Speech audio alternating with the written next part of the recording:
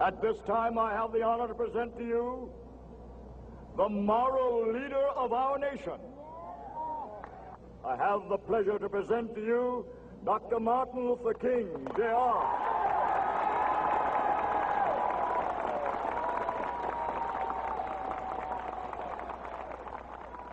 I am happy to join with you today in what will go down in history as the greatest demonstration for freedom in the history of our nation.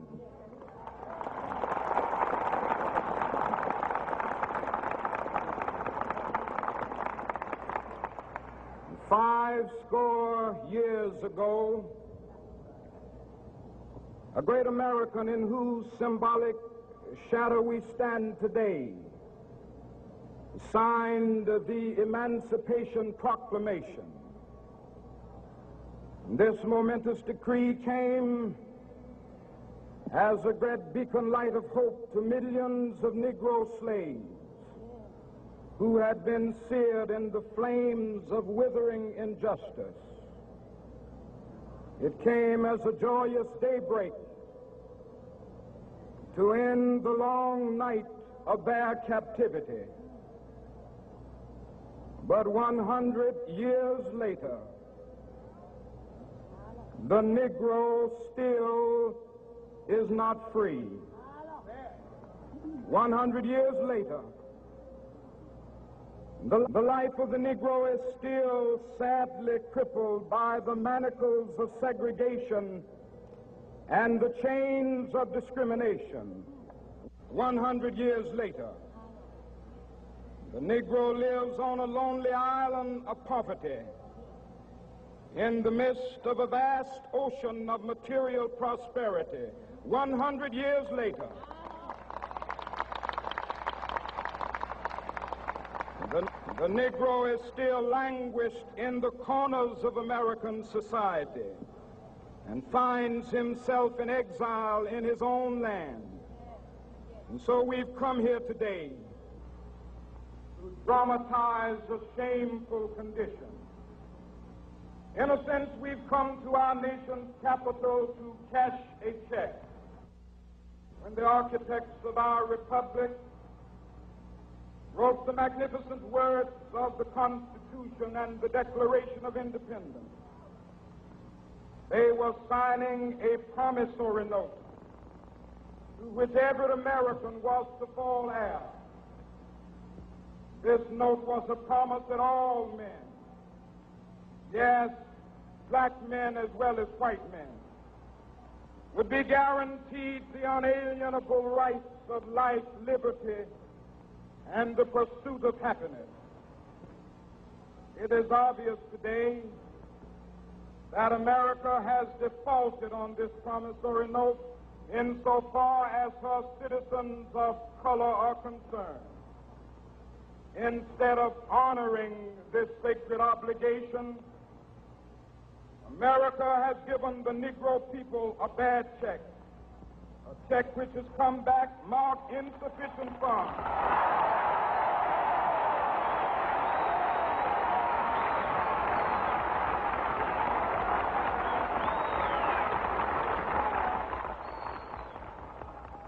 But we refuse to believe that the Bank of Justice is bankrupt.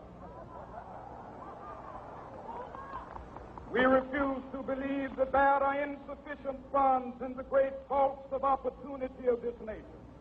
So we've come to cash this check, a check that will give us upon demand the riches of freedom and the security of justice.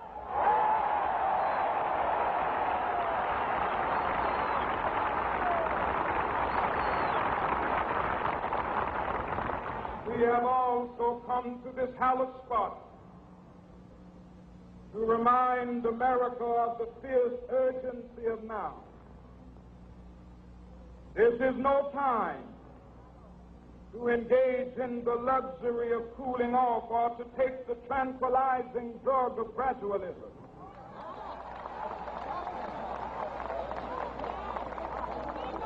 Now is the time to make real the promises of democracy. Now is the time to rise from the dark and desolate valley of segregation to the sunlit path of racial justice. Now is the time to lift our nation from the quicksands of racial injustice to the solid rock of brotherhood. Now is the time to make justice a reality for all of God's children. It would be fatal for the nation to overlook the urgency of the moment. This sweltering summit of the Negro's legitimate discontent will not pass until that is an invigorating autumn of freedom and equality. 1963 is not an end, but a beginning. Those who hope that the Negro needed to blow off steam and will now be content will have a rude awakening if the nation returns to business as usual.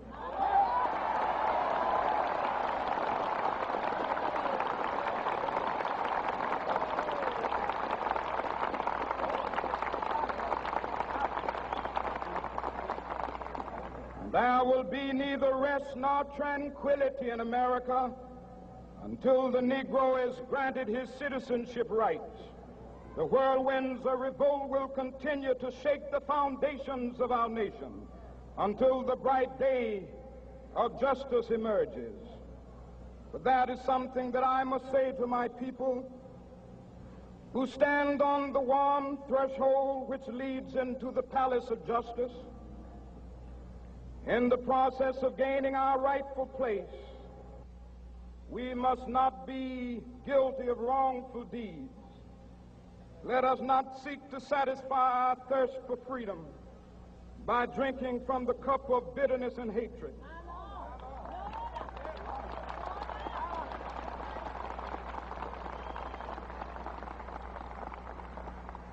We must forever conduct our struggle on the high plane of dignity and discipline.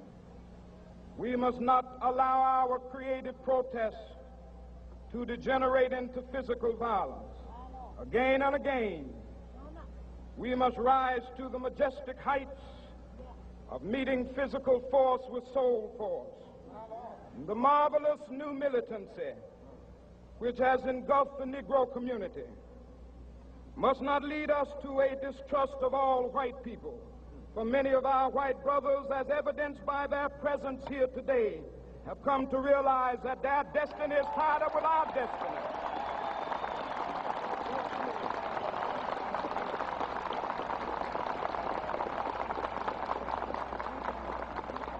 And they have come to realize that their freedom is inextricably bound to our freedom. We cannot walk alone. And as we walk, we must make the pledge that we shall always march ahead. We cannot turn back. There are those who are asking the devotees of civil rights, when will you be satisfied?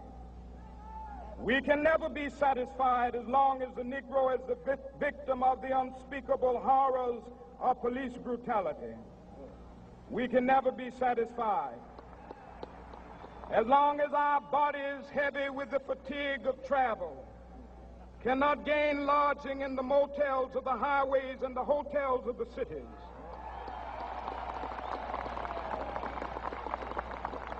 We cannot be satisfied as long as the Negro's basic mobility is from a smaller ghetto to a larger one. We can never be satisfied as long as our children are stripped of their selfhood and robbed of their dignity by signs stating for whites only.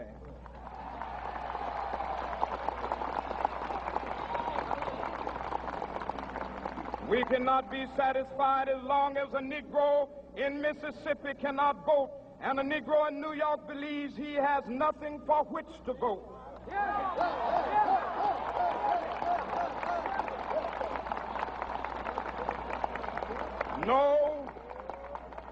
No, we are not satisfied, and we will not be satisfied until justice rolls down like waters and righteousness like a mighty stream.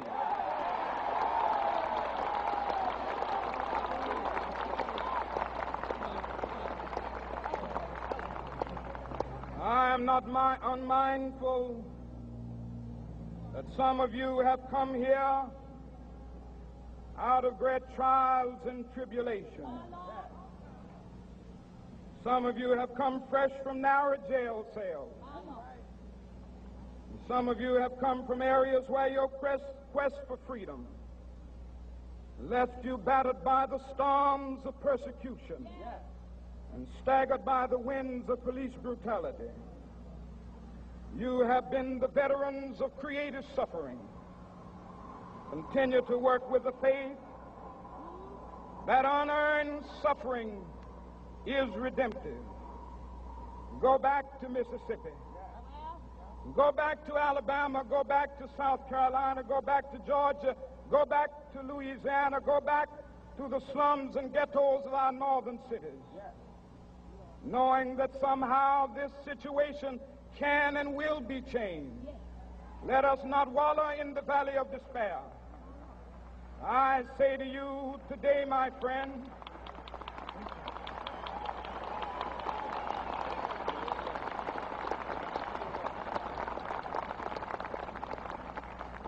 so even though we face the difficulties of today and tomorrow, I still have a dream. It is a dream deeply rooted in the American dream. I have a dream that one day this nation will rise up and live out the true meaning of its creed. We hold these truths to be self-evident, that all men are created equal.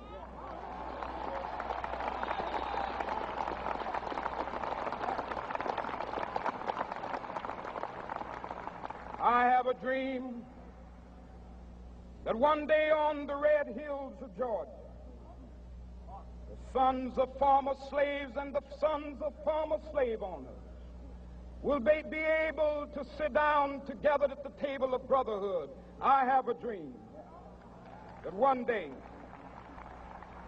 even the state of Mississippi, a state sweltering with the heat of injustice, sweltering with the heat of oppression, will be transformed into an oasis of freedom and justice. I have a dream that my 4 little children will one day live in a nation where they will not be judged by the color of their skin, but by the content of their character. I have a dream today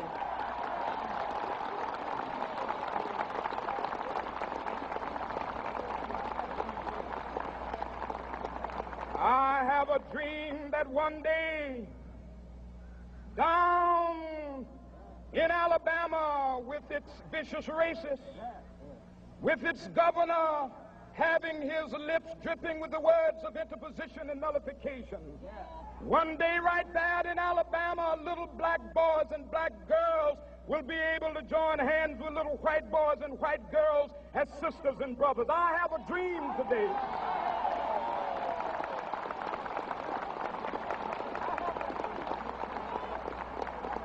I have a dream that one day every valley shall be exalted, and every hill and mountain shall be made low. The rough places will be made plain, and the crooked places will be made straight, and the glory of the Lord shall be revealed, and all flesh shall see it together. This is our hope. This is the faith that I go back to the South with. With this faith, we will be able to hew out of the mountain of despair a stone of hope. With this faith, we will be able to transform the jangling discords of our nation into a beautiful symphony of brotherhood. With this faith, we will be able to work together, to pray together, to struggle together, to go to jail together, to stand up for freedom together, knowing that we will be free one day. This will be the day. This will be the day when all of God's children will be able to sing with new meaning, "My country, tears of thee. Sweet land of liberty, of thee I sing. Land where my fathers died, land of the pilgrim's pride. From every mountainside, Let freedom ring, and if America is to be a great nation, this must become true. And so let freedom ring from the prodigious hilltops of New Hampshire. Let freedom ring from the mighty mountains of New York. Let freedom ring from the heightening Alleghenies of Pennsylvania. Let freedom ring from the snow-capped Rockies of Colorado. Let freedom ring from the curvaceous slopes of California. But not only that, let freedom ring from Stone Mountain of Georgia. Let freedom ring from Lookout Mountain of Tennessee.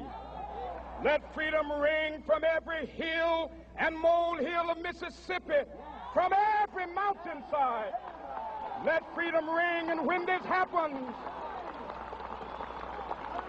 and when we allow freedom ring, when we let it ring from every village and every hamlet, from every state and every city, we will be able to speed up that day when all of God's children, black men and white men, Jews and Gentiles, Protestants and Catholics, will be able to join hands and sing in the words of the old Negro spiritual, free at last, thank God Almighty, we are free at last.